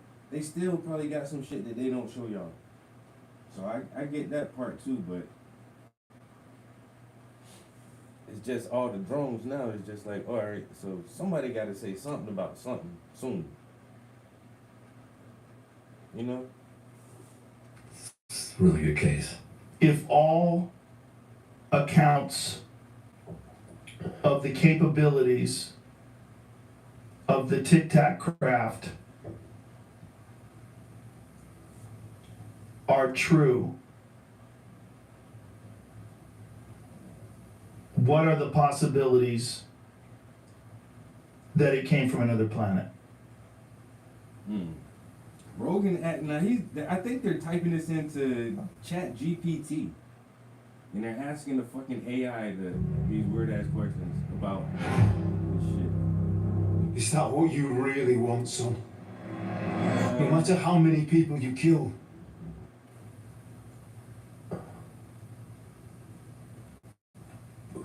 What does Chat say about this shit? If the accounts of the aircraft capabilities are accurate, instantaneous acceleration, hypersonic speeds without propulsion, no heat Say signature. it loud so people can hear you. Okay, so if the accounts of the Tic Tac's craft's capabilities are accurate, instantaneous acceleration, hypersonic speeds without visible propulsion, no heat signatures, and defiance of inertia, then the possibilities of origin being extraterrestrial or from another planet become a viable hypothesis. Here's why. The physics of the Tic Tac craft. Reported behavior of the craft suggests technology that operates beyond our current understanding of physics and propulsion systems. No visible propulsion. It implies propulsion system unrelated to conventional jets or rockets. Instantaneous acceleration defies inertia in Newtonian physics. Achieving this would require manipulating gravity or space-time itself.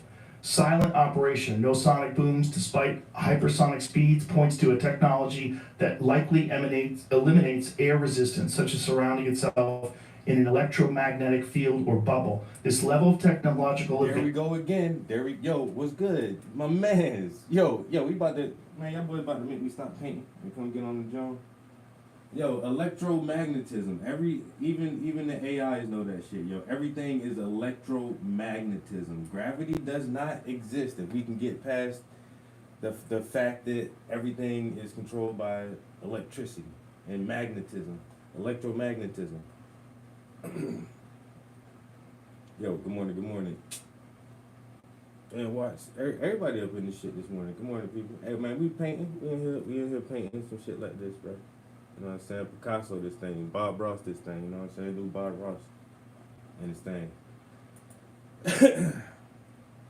Man, since y'all in here, I'm gonna play some rock music I've been writing lately. I actually wrote a song about the fucking drones, yo. Trap House Entertainment. Project Blood. Making you outside. Michael Bay's great. The return of the Nephilim. Project Blood. Close encounters of the third kind. It's not a movie. To the rest of them. Compounds in your food make it hard to digest. Got the jam blood clots when they go to dissect. 5G scramble brain waves like a Pyrex. Drones overhead, they really building Skynet. Realize, realize, realize. It seems like the government keeps us deprived of information we need to survive, or technology that could help us all thrive. Everybody got a phone, and when we point them up high, it becomes hard to deny all the secrets that they hide. Lights in the sky, military compromise. They won't tell the truth, and we all wonder why. Compounds in your food make it hard to digest. Got the jam blood clots when they go to dissect. 5G scramble brain waves like a Pyrex. Drones overhead, they really building Skynet. AI on your phone, that's Skynet. All these unmanned drones, that's Skynet. Let's not get it wrong, it's Skynet. It's Skynet. Skynet. We can fly on next, and I guess no privacy. I digress. The deep state trying to keep it quiet as kept, while the Pentagon telling us it's not a real threat. But the UAPs and arms are a part of the circumstance. Compounds in your food make it hard to digest. Got the jam blood clots when they go to dissect. 5G scramble brain waves like a Pyrex. Drones overhead, they really building Skynet.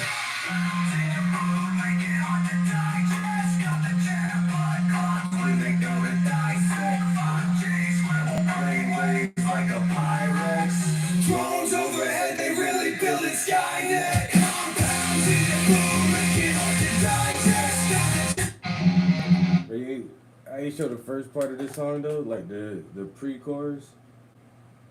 So the pre-chorus says, Project Bluebeam making you see like a movie screen. The return of the Nephilim. Project Blue Book. Close Encounters of the Third Kind is not a movie to the rest of them. Yeah, this song, hey, for a rock song, bro, this shit go hard, bro. Trap House Entertainment. Project Blood. Making you outside. Michael Bay's great. The return of the Nephilim. Project Blood. Close encounters of the third kind. It's not a movie to the rest of them. Yeah, that shit go hard. And I don't know, I only wrote 3 rock songs, but all them shits go hard to me though. Trap House Entertainment. Everybody wanna see my limitations. Came from the basement, got a new placement. A scholar and a statesman, and always remember, you can't hold me down. Once the prince become a king, now you can't hold me down. I control the throne and the crown. Now you can't hold me down, down. I came from the underground. So you can't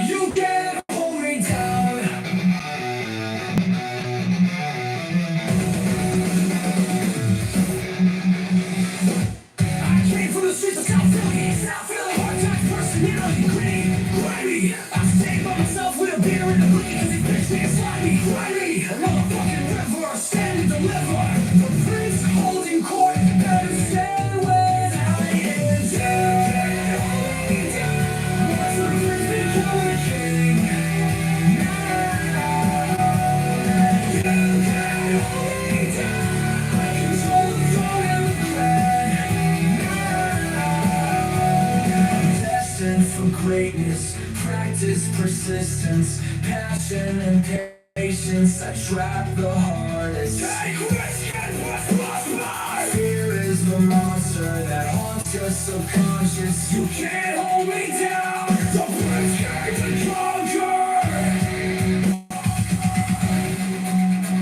The prince came to conquer. No, no. Trap like me, never gonna stop me. Only original, never been a copy.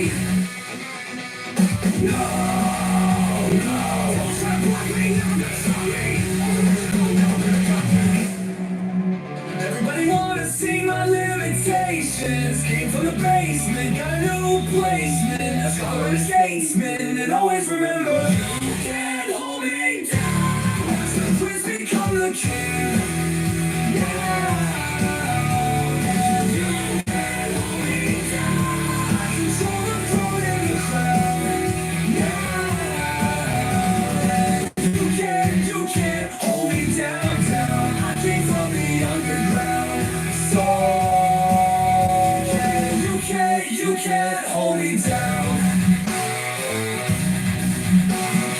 You can't hold me down. I ain't gonna lie, that's probably my favorite one right there, man. Hey, y'all, yo, Jack, you on the game right now too? Hey, I ain't gonna lie, yo. My main thing for today was to just to finish up this little section, trying to get like the first details on here, and I'm almost done, man. If you and Rock still on the game, bro, I might wrap up in here kind of early today. Do my game session early, and then run out and do errands later today. Cause we're getting a winter weather advisory. I got everything in the house. All I need is like wants. There's just like shit that I want, but if anything happens and I need to stay in the house for like a day or two, I'm good. Like there ain't nothing I really need. Like I don't absolutely have to leave the house. But like I said, I might run out and do some shit. But you know, my motherfucker, my peeps on the game, well, we might just do a game session early in the day. Fuck that. But I could stream that, you know.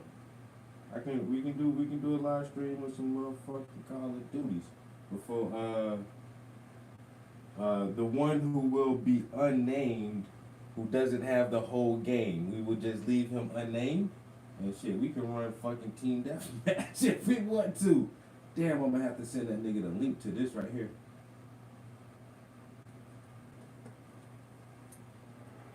Send him the link.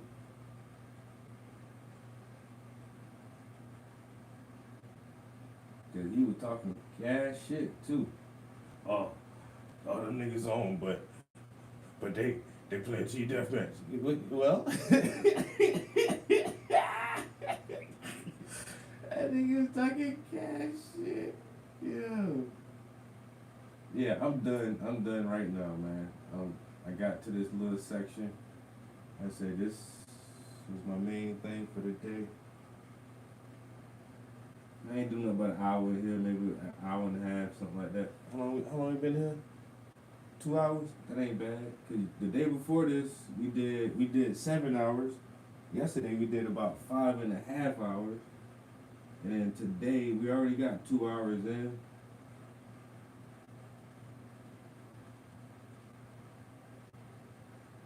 And I already knew like this piece right here is a lot of detail work just because it's so much grass and very up close grass. So I knew we were gonna grind it out, but I am at a point that I wanted to get to, and that is I wanted to detail the leaves and the green closest to the skin first, so I can have a better view of the contrast that I need, which greens are gonna work the best.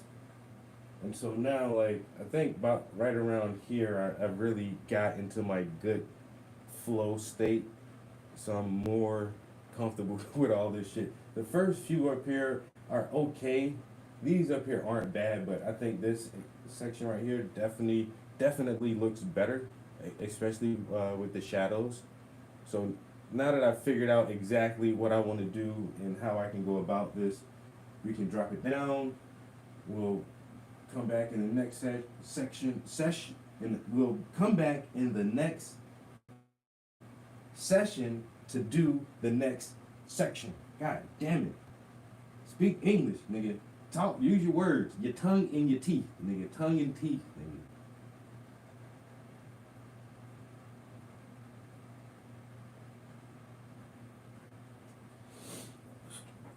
But I think we can clean up right here.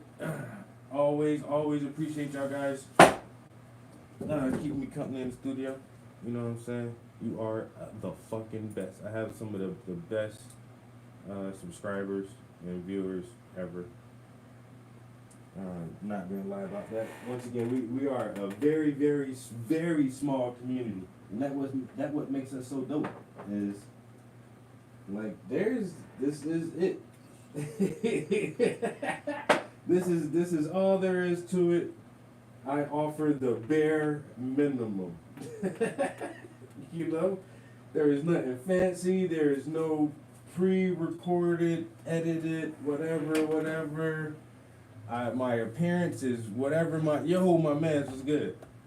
All the way from France. My appearance is always whatever my appearance is, you know, and we just come here just to paint and make some art. And well, for the past few months we've been making a lot of music, which is dope as hell too. So yeah, man, I just appreciate y'all stopping in, keep me company in the studio, keep me motivated with all the comments, conversation, and compliments. Oh man. But this piece is not looking too bad, yo. That shit it's really starting to pop. Like I said, I think we kind of found our flow state with how we're gonna just go ahead and develop these leaves out. And so yeah, the first 2 days I was bitching and whining because this is so tedious. But this is gonna be fucking awesome when it's done.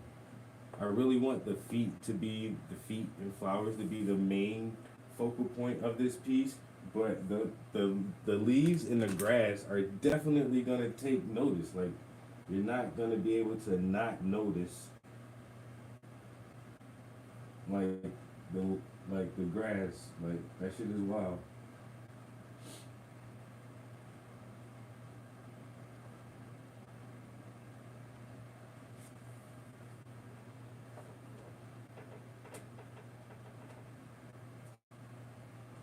So next time I'm gonna come back.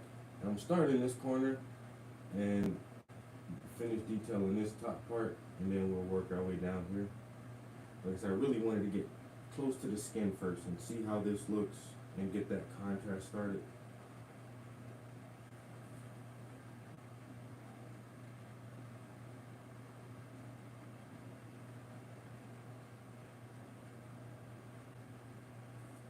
So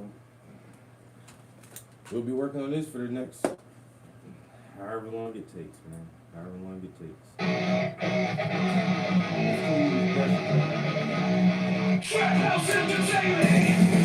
Everybody wanna see my limitations. Came from the basement, got a new placement. A scholar and a statesman, and always remember, you can't hold me down. Once the prince become a king, you can't hold me down. Every controller in the crowd, you can't hold me down. I can't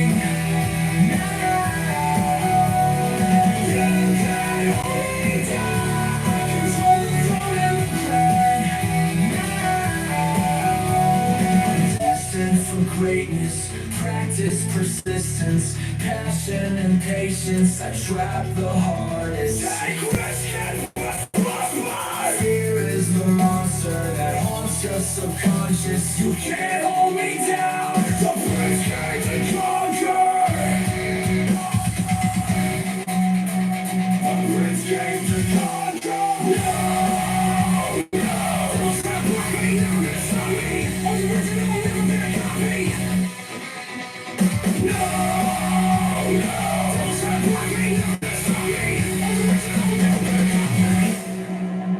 Everybody wanna see my limitations. Came from the basement, got a new placement. A scholar and a statesman, and always remember, you can't hold me down. Watch the prince become the king. Yeah, you can't hold me down. I control the throne and the crown. Yeah, you can't hold me down. I came from the underground. So you can't hold me down. You can't hold me down. That shit just go too hard, man. I can't help it, man. If I got a little bit of rock and roll in my soul, you know what I'm saying? A little rock and roll in my soul. Sure appreciate y'all chilling with me. You guys are the best. We'll do this again tomorrow. Hope y'all have a good evening. Catch y'all next time.